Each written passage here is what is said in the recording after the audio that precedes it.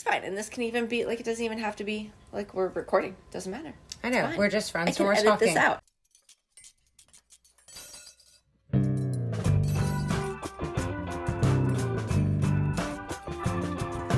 Everyone knows that food is cool. No secret. Eat that food with a bowl and spoon. Everyone knows that food is cool. No secret. Eat that food with a bowl and spoon. All right. Okay, so hi, Laura. Thanks for being on my podcast. Do you want to introduce yourself? Thank you for having me. Yes, my name is Laura Totin Codori. I am the owner of Worm Return. My name is Lara, not Laura. I tell people that all the time. But it's spelled Laura. It's a long story. The reason that I wanted to talk with you is because this is a podcast with Bowl and Spoon, is a podcast about people's personal food evolution or personal sustainability evolution, or like all of that. I feel it all goes together, sustainability and the way you eat and the way you interact with the world. So your company, Worm Return, is amazing, and you do composting with worms, vermicomposting, if you will. And I don't know if I ever told you this, but I did a whole project in grad school around vermicomposting and got really into root knot nematodes. Is that what they're called? Yes, nematodes. Nematodes. I think you can say it either way. Yeah. And I actually met Rhonda Sherman virtually for one of the papers that I wrote, and she's a vermicomposting guru down in North Carolina, or she was. She just recently retired. Yeah. She's on, I think, in San Francisco now because good for she's her. retired. Good So for there's her. now a new vermiculture conference that's going to be happening in Georgia this year with Mimi's worms and Ozark worms and So many Troy people Hinkie doing from it now. Living Roots Compost Tea. Yeah, I actually have a very expensive microscope so that when I'm producing my worm tea and vermicast, I can actually look at it all under a microscope to look for those nematodes. But the one thing when you're looking under the microscope, you want to look for the bad things, hoping you don't find them, but that's what you stay alert for. I'm curious about what you would consider the bad things. We're going to back up, though. We're not going to get distracted with the microscopic world because I know we could We're totally not there yet. dive in there. Let's step out to the larger human size world and talk about how you got to doing this composting. You know, you don't just wake up one day, maybe you did wake up one day and decide you were going to be a worm composter and that worms were your life and passion. But like, you know, growing up, did you see this coming? Was this something you always had a dream about? So I was actually just talking to my niece about this today because she, girl after my own heart, she's like, I'm starting a business. And I was like, okay. I said, okay, first thing we need to do is talk about the cost. So we worked on this. I said, and the other thing you need to develop is your story. Why is this important to you? Why are you doing these things? And I did that back in October of 2017 when I was just starting my company, and I was a finalist in Invest in Her. And they said, you need your story. I'm like, okay, when did I first start caring about the environment? And I remembered I was in like second or third grade at Catholic school in Castle Shannon, St. Anne's. And in the suburbs, there's not a lot of litter, okay, not like we experience here in the city, but there's still litter, and it bothered me. And so I got a couple friends on the schoolyard, and I was like, look, I know recess is supposed to be kickball and hide and seek, but like, would you guys clean up litter with me? And they're like, yeah, we do that. So I go to the principal, and I'm like, Sister Marlene, we want to clean up the parking lot, the playground. Can we do this? And she's like, yes, I'll give you time on the PA system. And so I grew up in the 80s, and we were the trash busters. You got to talk on the PA On the system? PA. We actually had a jingle, and I can't... explain what the PA system is for for you younger young listeners. folks. Okay, so when you do... These days, I think everything's on a TV screen, right? I have no idea. I have no idea. I haven't been in school for... Don't know how you get your morning... So it was a way of getting your morning messages in school. You'd go to your homeroom, and there would be some sort of announcement. It was like a speaker over that went through all the classrooms, and we'd have to go to the principal's office for good reasons, go to the principal's office and speak on a microphone. And then it got broadcast through the homerooms.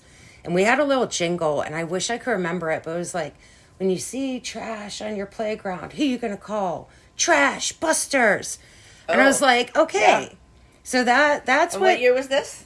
1984 So it was 5. right around the time of Ghostbusters. Yeah, that's why we were the trash busters. You got that. But so back then Very I was like, at the time. everything should go in, things shouldn't be on the ground. They should be in trash cans. Because back then, you know, like, we didn't think about landfills. And that was a way. The problem of landfills. Throwing things away, yeah. Yeah, and so back then I was like, things that are out in the world should go to a trash can when we don't need them. And then one day, somebody said to me, you are so into the environment, because, you know, I did litter cleanups. I recycled like crazy. I remember when recycling came out in the 80s and my mom pitched a fit because we had to source separate. Oh my God, what a terrible thing. No, source separation is the best thing that ever happened to recycling. Single stream is the worst thing that ever happened to recycling. I have seriously gone back to single stream ways. But at any rate, I meet somebody who's like, why don't you compost?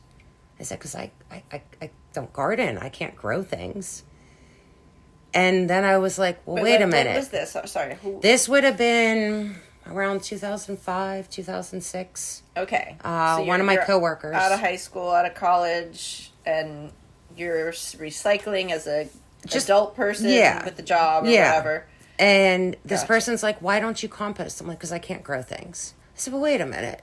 I mean, compost just makes dirt, and the earth is made of dirt.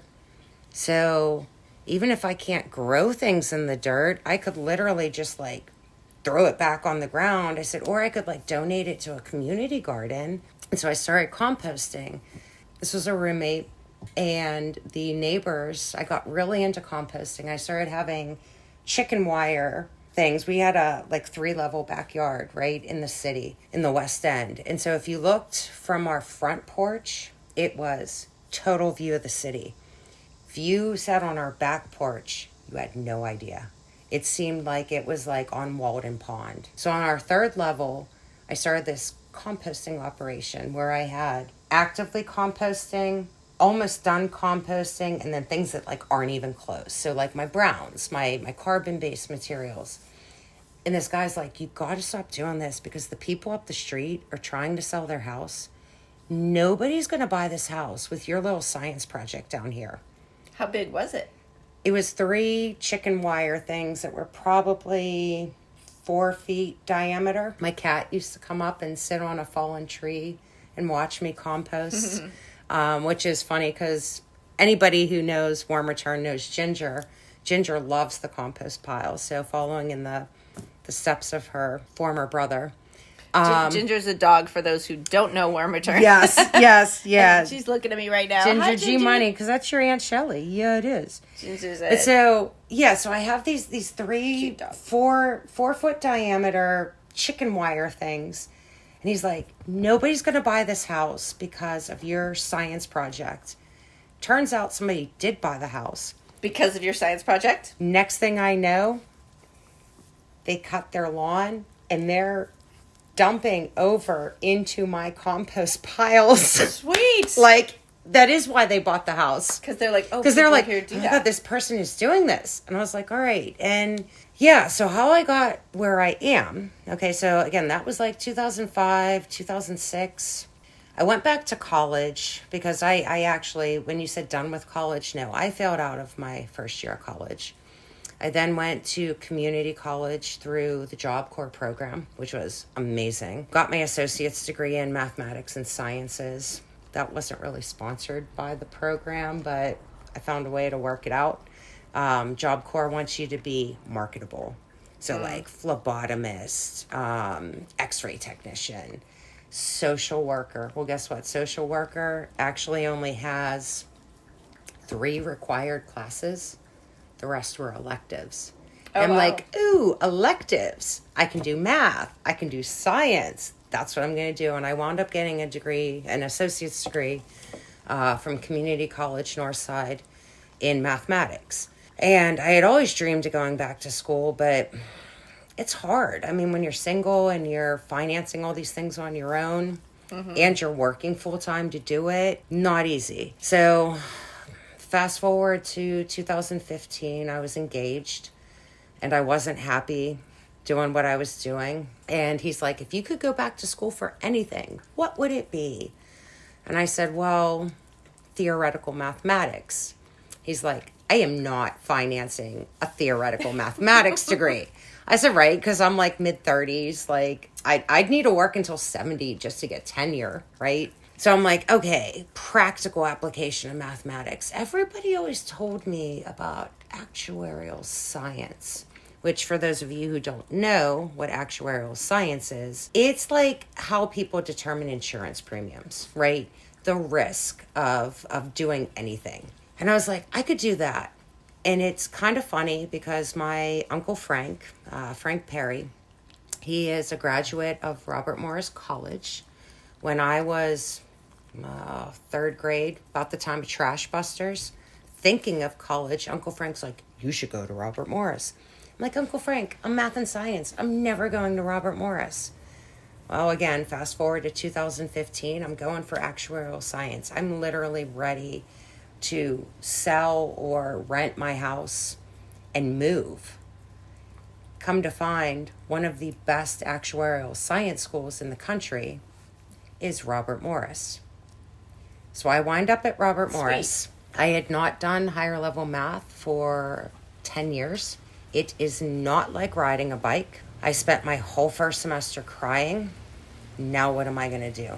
And I realized through other life experiences, I'm pretty good with money. I'd make an excellent financial planner. So I switched to a finance degree. In the spring of 2017, I go to Uncle Frank's office. You told this story before, haven't you? To you. I've told this story many times. This is one of my favorite stories. At Robert Morris, I am famous because I'm the girl in the pink dress. In the outside world, Uncle Frank is famous. Anybody who's ever gone to Robert Morris knows Uncle Frank. When I go to Robert Morris, they're like, you're the girl in the pink dress, because Uncle Frank has a picture of my sister and me in matching pink and black velvet and I think taffeta. Okay, 80s. Right, Shelley, 80s. They're like, you're the girl in the pink dress. I'm like, I am. But so, yeah, I go in. It's spring of 17. I went to Robert Morris fall of 15. Changed majors in spring of 16. Get through my first year of finance. Go to Uncle Frank's office. First day of classes. And he's like, you're taking an entrepreneurship class this semester. I was like, yeah, I am. But, like, I'm never going to own a business. Like, I've had some experience with that. It's never going to happen.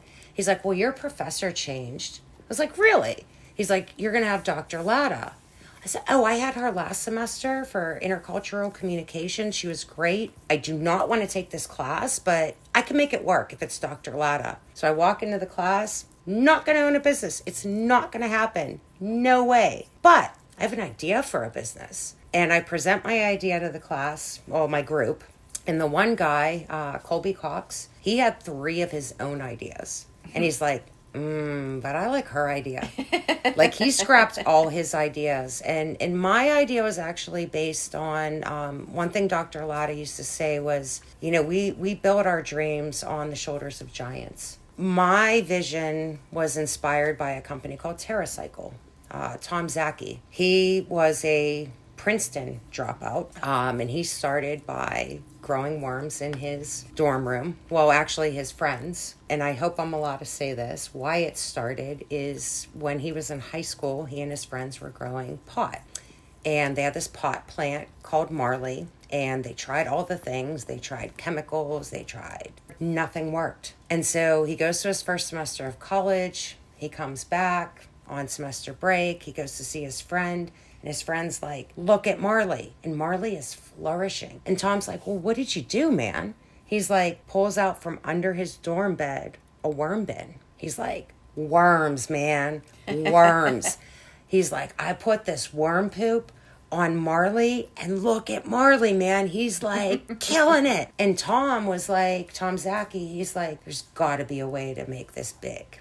And so that was my inspiration. And it turned out my professor had actually mentioned TerraCycle in her dissertation. Oh. So one guy in my group, I can't remember his name, I just called him Negative Nancy. He's like, well, she did her dissertation on TerraCycle. Like, if your idea is because of TerraCycle, like, this isn't going to work. Colby Cox was like, I like her idea. And so while I'm in class and I'm like, not going to own a business, but you got a good idea. But I'm determined to pass this class. I start going to see Dr. Latta, like, more often and more consistently. And then I start asking questions that were like outside the scope of the course. And I'm like, I think this is what I want to do. I think this is what I need to do. It just sort of bubbled up in your head. Yeah. And then, so I'm bubbled up in your soul more. It literally, like Shelly, it literally did. Like, my mom got so mad at me that semester when I was like, all the things were bubbling. I was like, but Mom, I'm so passionate. She's like, you need to get a thesaurus, because if you say the word passionate one more time, I'm done. But I live, eat, breathe, and sleep the things I do. And while I was still passionate about finance, I was in investments too that semester with Dr. Amector, but she actually entered me into a competition for my financial planning, and I didn't win that, but he's like, I don't see why you can't do both. Because I actually did, like a little teenager. All right, I'm a 30-some-year-old student. I was like, Dr. Amector, I'm going to have to miss class on Wednesday because I'm going on a field trip. And the field trip is for, like, entrepreneurship. So I need to miss class. And he's like, you're in college. I don't need to know that you're missing class. But tell me more about this business thing you're working on. And I still talk to Dr. Amector to this day. And he's like, I can't believe, like, you're doing this. But so basically what happened is Dr. Latta's like, we're going to take you on an entrepreneurship field trip. I'm like, okay. So that's where I met Dr. Eliada Griffinell. She's the head of the Massey Entrepreneurship Center at Robert Morris. And we're on the bus. And again, I'm like the oldest person. I think I'm actually older than Dr. Griffinell. Maybe by like a month or two. We're around the same age. But I'm sitting on the bus. I sit at the front because I've always, even since I was a kid, I preferred talking to the teachers than I did the students. Mm-hmm. So I'm up there and Dr. Latta's like, you need to tell Dr. Griffinell your idea. And so I tell Dr. Griffinell and we're sitting on the bus and then we go to Everyday Cafe in Homewood, completely cashless coffee shop, go see what they're doing, get back on the bus. And Dr. Griffinell's like, okay, now tell me more. So I tell her more. And then we go see Thread, because Thread's one of my heroes. And this was that whole entrepreneurship trip. He takes recycled plastics and makes them into a thread that actually makes clothing. And as I said, Timberland is like, can you make us a boot out of this stuff?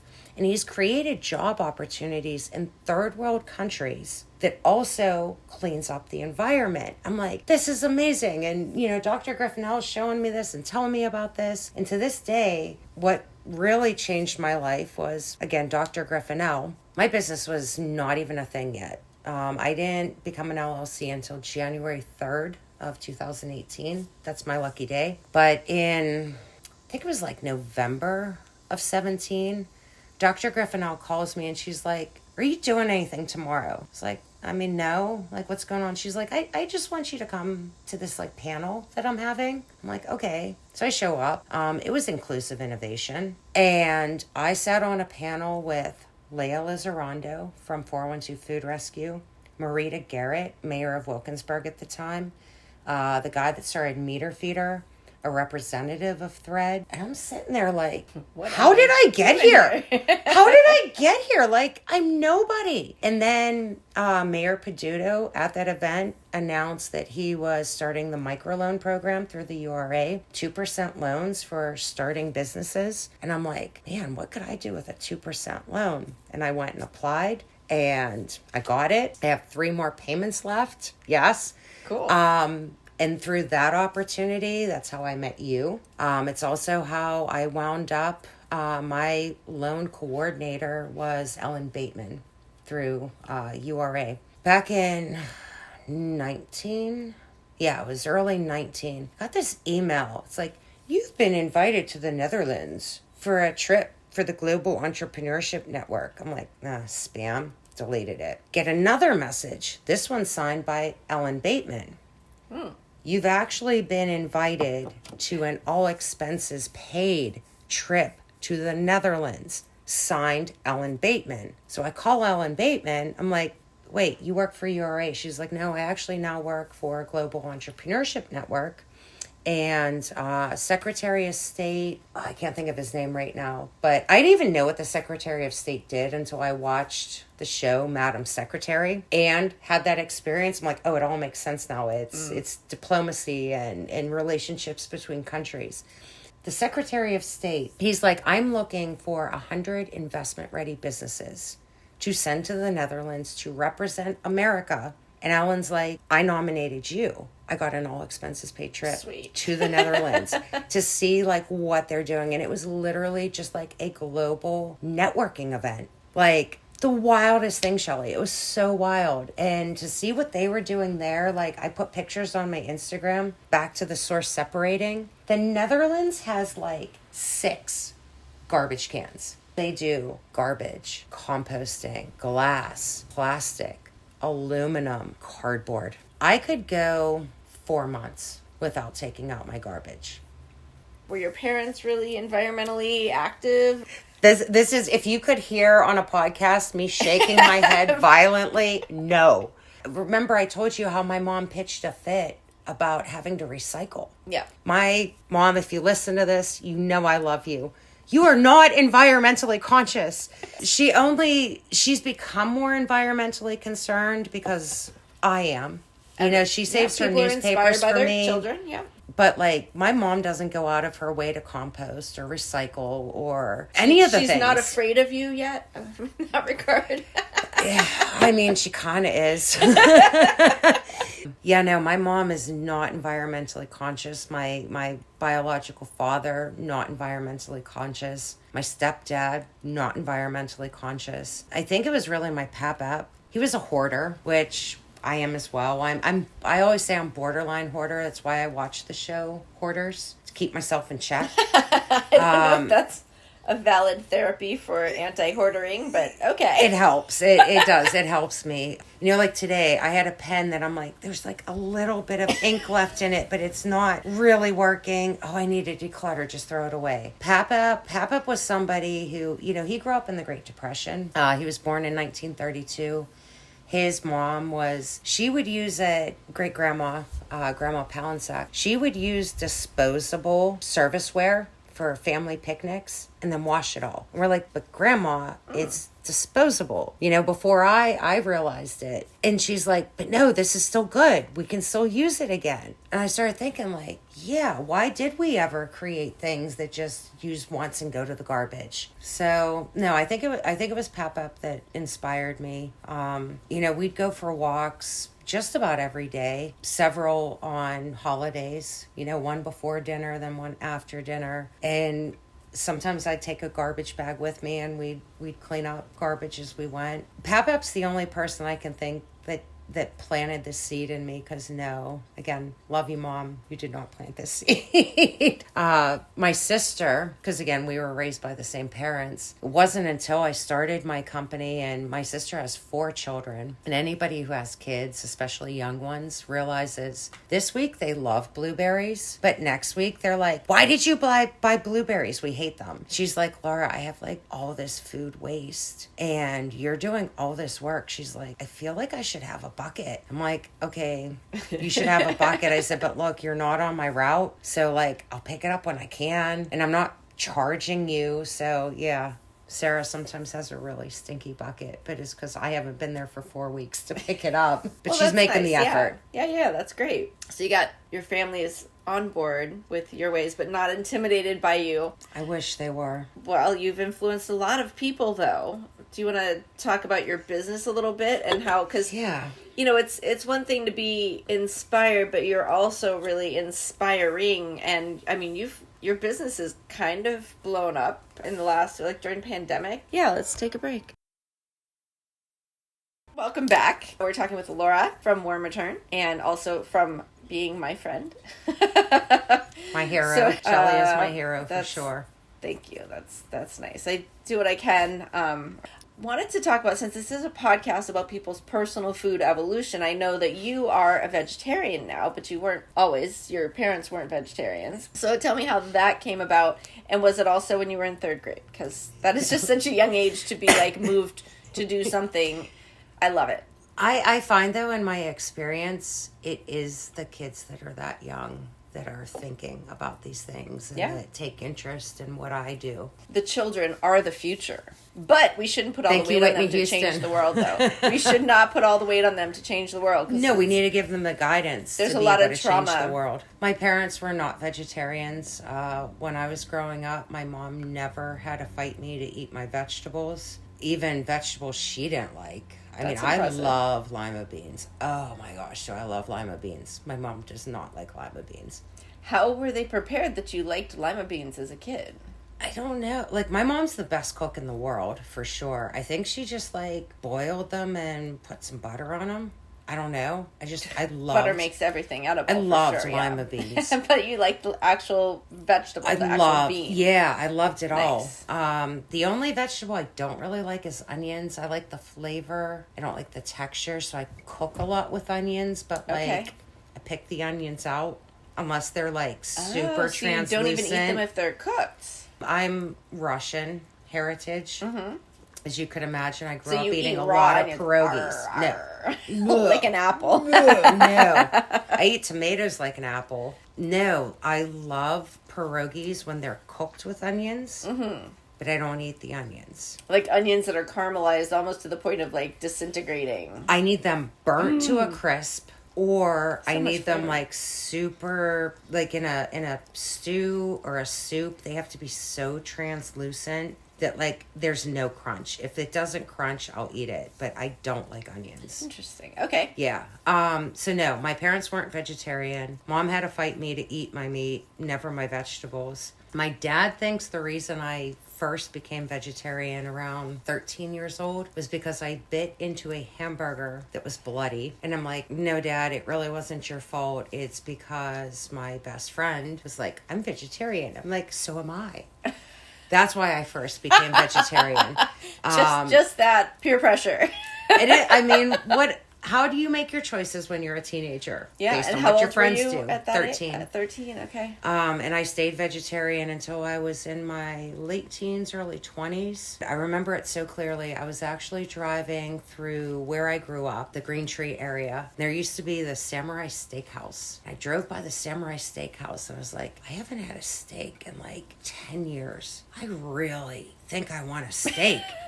And so I was just signing a lease on an apartment in Brighton Heights that day. And the landlord meets me. She brings her dad, and her dad's wearing this white, bloody coat. And he's like, so I'm a butcher. And if you need any steaks or anything, I was like, bring me your steaks. And so I started eating meat again until...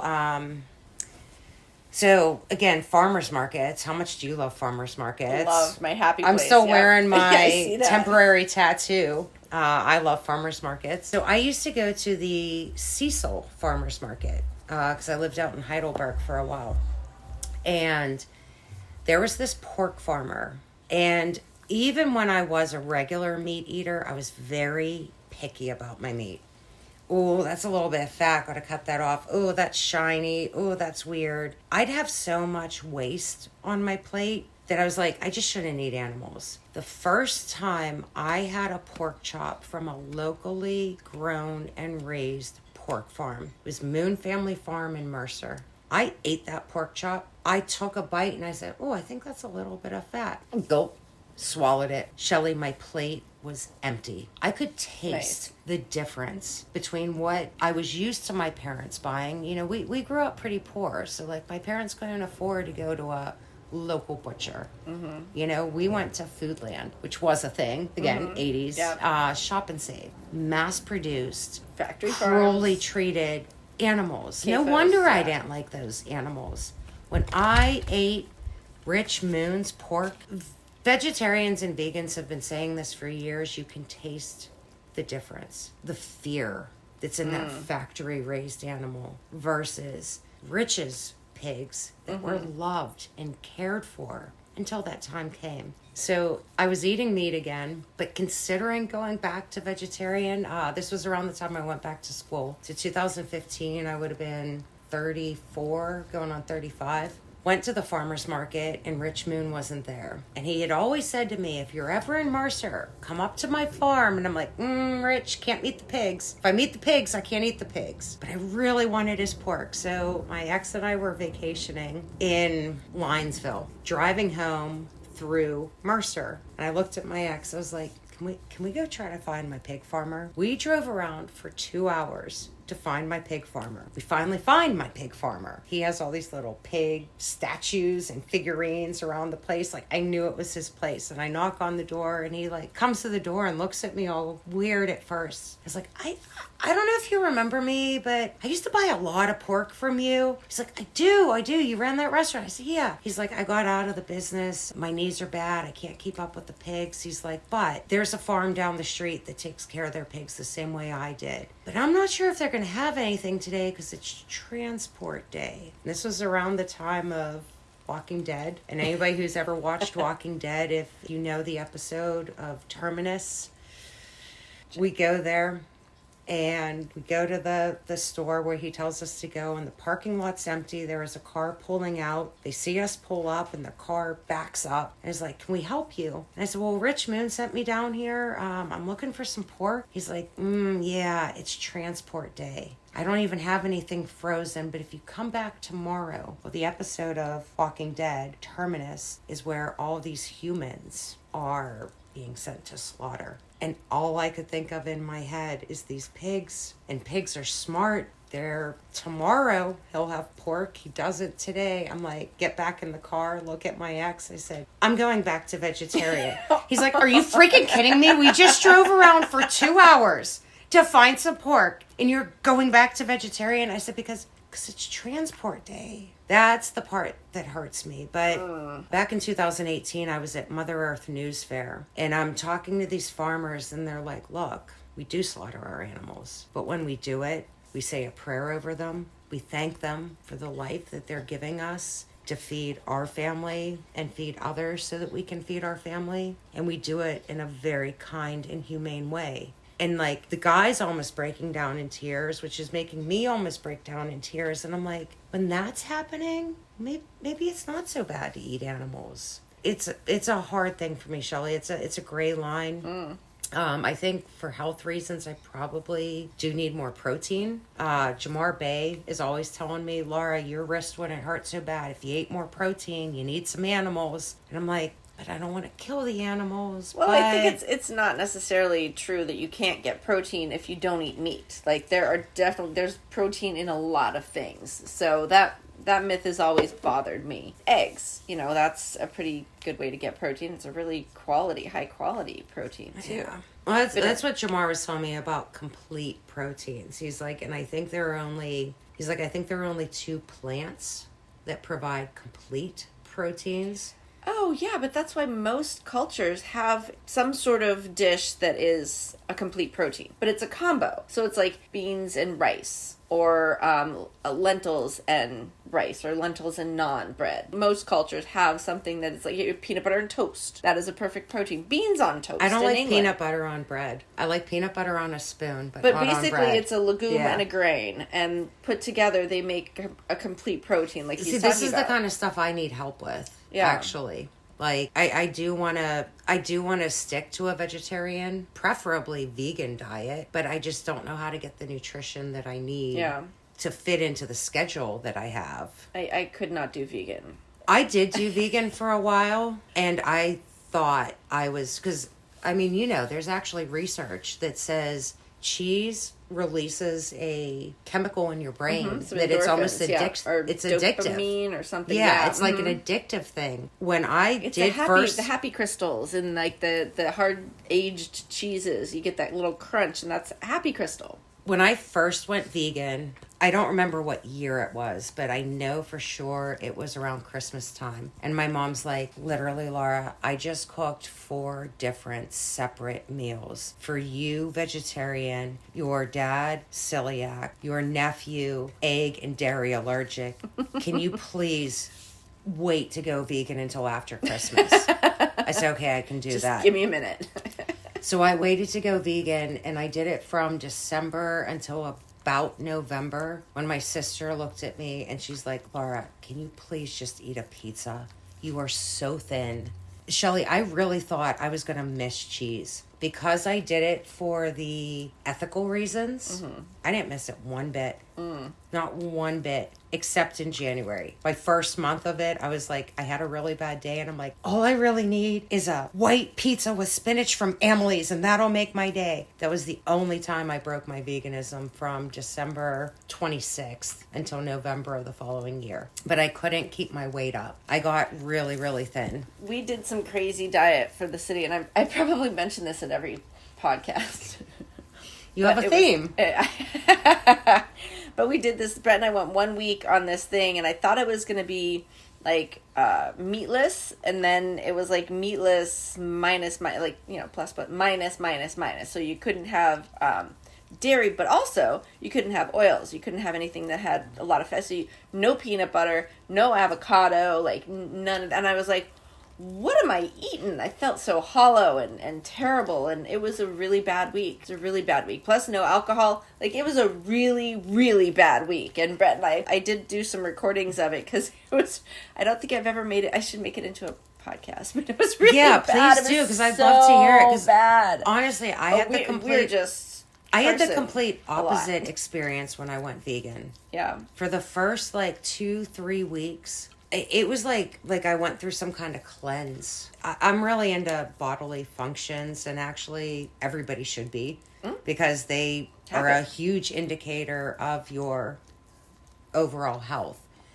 The bowel movements I had my first 3 weeks of veganism, I was like, oh my God, this feels good. Like, I felt like everything just got out, and I felt healthy, and I felt flushed and refreshed. But I couldn't, my problem was I couldn't keep up my weight. I've talked to a couple of people. One of my interns actually became a vegan and was just like, I eat constantly. I can't eat enough. It's very frustrating to her. Yeah. And still not losing weight, but really just hungry all the time. I'm just somebody I've always been thin. When I was in high school, I actually worked really hard to break 100 pounds. This is something, if I could get this out into the universe. And a friend of mine actually just said this to me recently. She's like, well, you're very healthy. I said, actually, I'm not. I said, I have pains in my wrists. I have pains in my neck. I have pains in my back. She goes, well, I assume because you're thin, that means you're healthy. I said, and that has to stop. That is as offensive as it is to say to somebody, well, you're overweight. Nobody would ever say you're too fat. People have no problem saying, girl, you need to eat a cheeseburger. Girl, you're too thin. Why is that okay? But to say you're overweight is socially considered wrong. I don't know if this is anything you've ever experienced. I saw a thing on Facebook where Keanu Reeves said, no one will ever tell you you talk too much, but people will always say, why are you so quiet? And I responded to that saying, now if he could just fight for the skinny people, because no one will ever say you weigh too much, but nobody has a problem saying, I think you're a little too thin. Do you know how hard it is for somebody who is naturally thin? No, naturally thin is one thing, but I think that this is a whole other topic of conversation, but folks that have anorexia, they love to be told they're too thin. Like, oh my gosh, you're so thin. Like, they just take it as a compliment. What was that one actress who said, or that one model who said, nothing tastes as good as being thin? Like, and someone else is like, bacon. In the past couple weeks, several people have talked about their aging parents and how they're like, their knees are hurting them, and their, whatever, their muscles, their joints, their body is hurting them, and they're not as mobile as they used to be. People are just like, oh, well, they need to lose weight. So if you're an older person and you're already feeling like you're hurting and you're aching, and then someone's like, you got to lose weight because that's what's wrong with your joints. No, look, there are a lot of fat people get around just fine that dance for a fucking living. You have to work on the mobility. You have to work on the strengthening. The point being that it's, if you say to people at that point, like, if they don't eat, they're not going to have the strength to get more strength, which is what they need. So having a focus on actually getting stronger is more productive than on losing weight. And especially if they have friends or whatever that have any kind of an eating disorder, and that can complement, they'll be like, oh, this is how you should eat. And then they get advice from freaking everybody about how they should eat and how they should lose weight and what they should do to lose weight. And it's a whole vicious cycle that is frustrating, and the joy is removed from your life. So if we could just focus on strength building and mobility, that would be great. Thanks. Such a frustrating thing. Sorry, I way digressed. It was an important digression, though. Thank you. Because it is something that really bothers me. The thinness we feel we could pick on. So, yeah. But it's Absolutely. rough because, back to what I was saying, like, when I was in high school, Shelley, I tried to break 100 pounds. Like, I ate like a cow. I could not put on weight. And kids would make fun of me. Oh. See, that's difficult. Skinny and scrawny, but I wasn't like, I didn't get made fun of for it. Yeah, maybe it is just like, a geographical thing. Because Pittsburghers, right? What? No, but some people are just naturally thin. Anyway, so you're a vegetarian now. Mm-hmm. You had been in the past, then you weren't, then you were again, and you're at a point. I've tried vegan, and I'm right now like I'm teetering again because I know so many good farmers, and while I'm trying to maneuver, is it healthier to eat animals than to live strictly plant-based? I'm still not sure, but again, like thinking of like Blackberry Meadows, like I met those pigs. Yeah, those are some happy pigs. Oh yeah, and there's a cared for pigs. There's a full chain happening there, and you want to support that full chain. You want to support that the farmer takes waste from other people and feeds it to the pigs to make it into bacon, and so that is a really good way to manage your waste. And that's one of the things we do with the food scraps we pick up when we get things from like Live Fresh Juicery. That stuff is gorgeous. I wind up taking it down to Patrice Collins, just 2 blocks away from me, that then she can feed her chickens. You could even make food out of that, though, for humans. Like, you can make soup out of that. Make it into, like, a powder that you can add to smoothies. Oh, my gosh, yes. I just saw a thing about that. Does. I'll bet that's what he does. I'll have to ask I'll send you that. the link to that. I actually saw it. I sent it to Live Fresh Juicery, that you can actually, like, pulverize all the other remnants of the juicing and make it into another food product. One of the guiding principles of Worm Return is the food recovery hierarchy. Yes. I'm glad you brought that up because that's what I was getting at. Yeah. Grow less food. Eat the food we grow. What we can't eat, feed to animals. What can't be fed to animals. And now, if you are talking the U.S. hierarchy, it's different than the Pennsylvania hierarchy.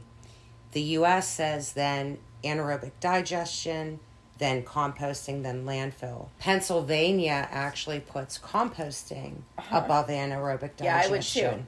Personally, I would say you want to make soil. It's actually something I bring up a lot. When I first started my company, I used to use the phrase turning kitchen waste into garden gold. Just that word, when you think about the psychology of things, I really don't want waste. Yeah. I want scraps. Why I started my company was because 25 years restaurant industry, I saw what kitchens can't use. And restaurants are so low profit. They use everything they can. They don't let things go to waste. But the tops of peppers, the rinds of melons, what can you really do with that? Except, I'm sorry, recently I did learn you can make candied watermelon or... There are some things that can be done. Creative with that sort of stuff, yeah. But yeah, when I thought about this, 25 years restaurant industry, I'm 6 years out, so like 30 years ago, like what if we just did what restaurants can't use? I don't want waste. Our society as a whole needs to consider what we're doing. We've been talking for probably close to an hour now. Because I feel like you and I could just talk forever. We totally could, but this is the second time you mentioned it, and I didn't bring it up the first time. But we have not talked about there's this big gap. When did you have 25 years in the restaurant business? Oh, I started... Wait. let's just acknowledge that we're talking about you in third grade, in college, in high school, you know, and now this business here. Like, where was that 25 years? You're not that old. Like, I don't understand how that. Well, because again, I was a child of the 80s and 90s. I started working at 10 years old. At 10 years old, just like my niece, I was also very entrepreneurial. I started babysitting because in the 90s, you're allowed to leave a 10-year-old by herself watching kids younger than her. Yeah, like this is a thing. I was actually babysitting like 5, 6, 3 7, families. And what I would do is I would drive around on my bike, ride around on my bike, look for houses that had toys in the yard. And I'm like, here's my 3x5 index card. This is my information. I got one of my first like on the books paying jobs was at a fast food joint in South Hills Village Mall. Which one?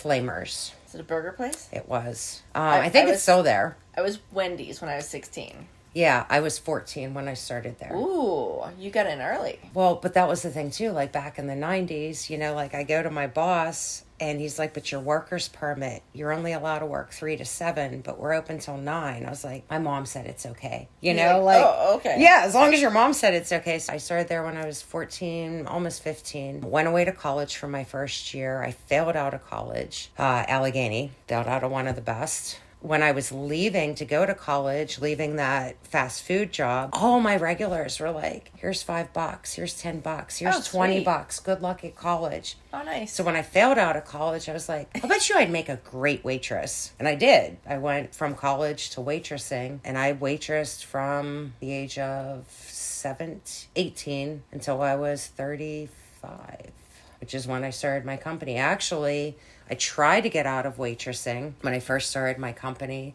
and I couldn't get the momentum going. So I had no choice but to go back to waitressing. And I'm like, oh, I really don't want to do this. But one of my good friends' husbands was the executive chef at a place called Wolfie's downtown. And I'm like, I really don't want a waitress, but I need a waitress. This was the best job I could have had for a job I didn't want to do. So every morning I would walk into work because it's a mile away from where I live. I would walk in every morning, all downhill, go work for, 6 or 7 hours, make a good amount of money, get a 50% off discount on really good food, work with great people, take the bus home because no way am I walking from downtown up to Allentown. After standing literally uphill both ways. Yeah. And I loved that job, but it was kind of a blessing when on my lucky day, which is January 3rd, 2014, I closed on my house. 2018, Warm Return became an LLC. 2020, I found out you're losing your job. We are closing tomorrow. The owners just said, we're done. End of service tomorrow. Oh my God. Well, tomorrow, January 4th, I get a phone call from my boss, my direct boss, not the owner, the direct boss. He's like, we're not even opening up this morning. Unless you want to come in and drink through the liquor cabinet, you have off today. And I'm like laying in bed. I was like, I'd rather have off today than drink through the liquor cabinet.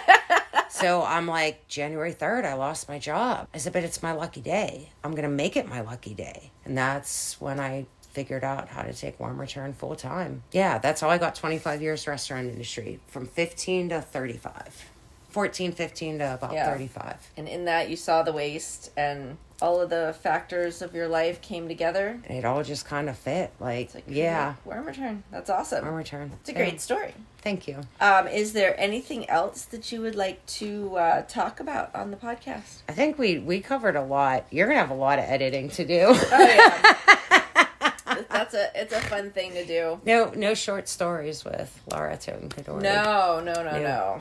I am very proud of my story. I have faced a ton of story. adversity. My life did not work out how I thought it would be. Shelley, what I really wanted to do was find a cure for diabetes. That was my original life goal. Who has diabetes? My pep did. And so I was like, I'm going to figure out how to cure diabetes. And, well, my first year of college, my DNA didn't move on my gel. And I was like, well, wait. In 3rd grade, I decided, that's when I found out my pep was diabetic. And also Trash Busters. I was like, I'm going to find a cure for diabetes. From 3rd grade up until 17, I was like, I'm going to be a research scientist. And then it didn't work out. And I'm like, like, now what? And it took me about 20 years to figure out, now what? What do you mean your DNA didn't move on the gel? It's I don't oh god, understand it's what just, that it's called, I think it's called centrophoresis. If I'm saying this wrong, I hope somebody does correct me. Basically, like how they read DNA is through a centrifuge, right? Which splits the things. You then drop it into a gel, and the gel is a vehicle for the DNA to move, and that's how they do the coding of the DNA. Like all those markers and stuff, like if you watch Law and Order, and they're like, we got the DNA results. That's how they do it, is they do a centrifuge, they drop the DNA into a gel, the DNA moves up the gel and leaves markers. Okay. I sat in my lab for 4 hours. Everybody else was gone. My gel never moved. Okay, so it wasn't a test that you took with your DNA to see if you had diabetes. It was It was me. Sucked as a research scientist. I'm so sorry. No, you're right, Shelly, because literally I came... That was a really weird thing to say. No, my DNA no, didn't you said gel. it. Like, I don't understand. No, you said it perfectly, because actually after that lab's supposed to only be like 3 hours. I spent 4, almost 5 hours in that lab. Nothing happened. I come home, to my dorm. I call my mom, bawling my eyes out. I'm like, Mom, my gel didn't move. She's like, maybe you're not supposed to be a research scientist. That's heartbreaking. It absolutely was, Shelly. It was very heartbreaking because I was dead set from 3rd grade. Yeah. This is what I'm going to do, but I'm no good at it. So now what? That's it. And I kind of flailed around for 20 years. Like, well, now what? No. Now what? You assembled your skills and your expertise. And I think that's really what I think is the goal of my podcast, is to like see people living their bliss, living their value-centric, heart-centric careers. And it's a culmination of all of our life experience that comes together to this is the result. And it's great. You're like literally going to make me cry, because you're right. That Frasier's my favorite show, and there's an episode where Roz, his producer, asks him, do you know who Lupe Velez is? And there's a story, and you guys can go look it up on your own. I'm not going to get into it. But basically, the moral of the story is, just because things don't work out the way you wanted them to, doesn't mean they didn't work out. Yeah, we're not going to talk about it here, but I've been thinking about that a lot lately. So, absolutely, I believe. But thank you. Will people catch that was a high five? We just high-fived each other.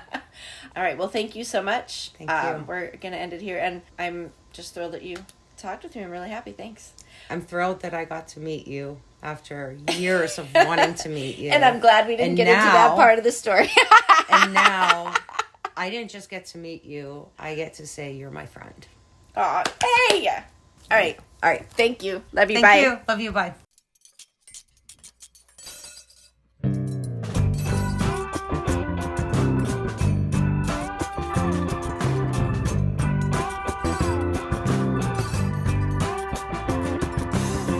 With Bowl and Spoon was written, produced, and hosted by me, Shelly Danko Day. Original theme music is by Paula Breeze and Friends. Thanks for listening. See you next time.